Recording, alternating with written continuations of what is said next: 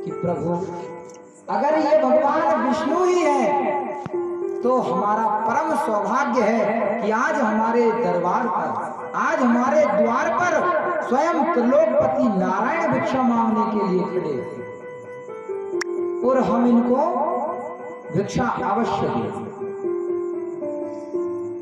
शुक्राचार्यों ने समझाया कि गुरु की अवहेलना कर रहे हो, वो नहीं माना तो उन्होंने उन्हें श्राप दे दिया कि जाओ श्रीहीन हो जाओ।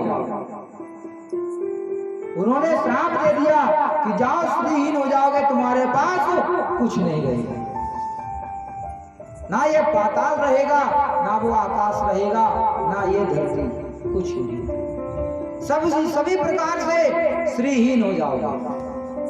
बारंबार निवेदन गुरु से किया तो गुरु ने प्रसन्न होकर के कहा कि नहीं, अगर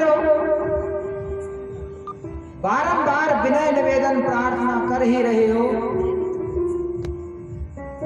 तो मैं तुम्हें वरदान भी देता हूं कि ये जो त्रिलोकपति तुम्हारे सामने खड़ा है यही तुम्हारा द्वारपाल भी बनेगा। तो जैसे ही उन्होंने संकल्प किया, शुक्राचार्य जी पुनः टोटी में, गंगा सागर की टोटी में जाकर के बैठ गए।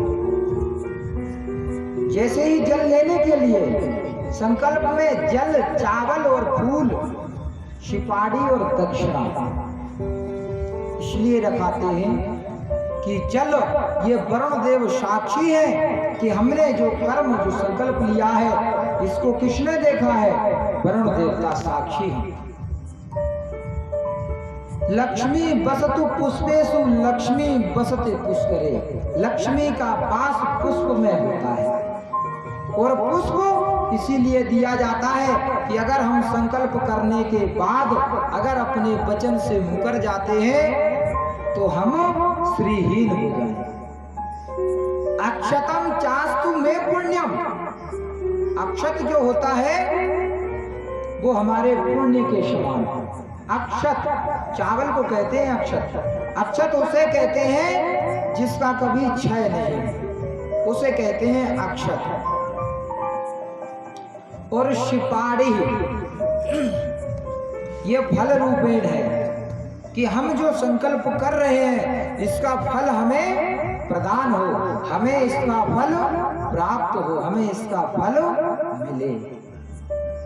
पूर्णमदः पूर्णमिदं पूर्णात् पूर्णमुदच्यते पूर्णस्य पूर्णमादाय पूर्णमेवावशिष्यते। हमें जो संकल्प हम कर रहे हैं, जो पाठ हम करा रहे हैं, इसका हमें पूर्ण फल मिलना चाहिए। पूर्णमदः पूर्णमिदं पूर्णात् पूर्णमुदच्यते। वो लक्ष्मी द्रव्य हम रखते हैं तो वो तो साक्षात लक्ष्मी है। तो जैसे ही संकल्प के लिए गंगा सागर में से जल निकालने का प्रयास किया, शुक्राचार्य जी टोटी में जाकर के बैठ गए। अब जल नहीं निकले, भगवान समझ गए, भगवान समझ गए कि ये छल शुक्राचार्य जी कर रहे हैं। और वहीं भगवान विष्णु ने वामन अवतार में जो खड़े हुए हैं, वहीं उन्होंने एक कुशा का तिनका उठाया और उस गंगा सागर की टोटी में डालने का प्रयास करने लगे। अब उधर से शुक्राचार्य जी देख रहे हैं उस टोटी में, आंख बड़ी करके देख रहे हैं उस गंगा सागर की टोटी में से कि अब ये विष्णु क्या कर रहा है।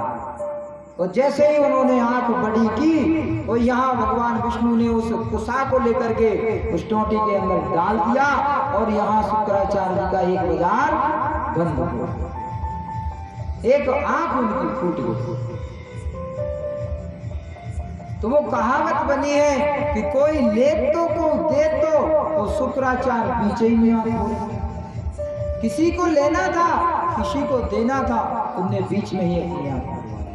तो यहाँ होता है नारी, नारी कितनी धैर्यवान है। संकल्प जब हुआ तो पहले पग में विशाल रूप उन्होंने बनाया, पहले पग में धरती पाताल नापा, दूसरे पग में आसमान नाप लिया।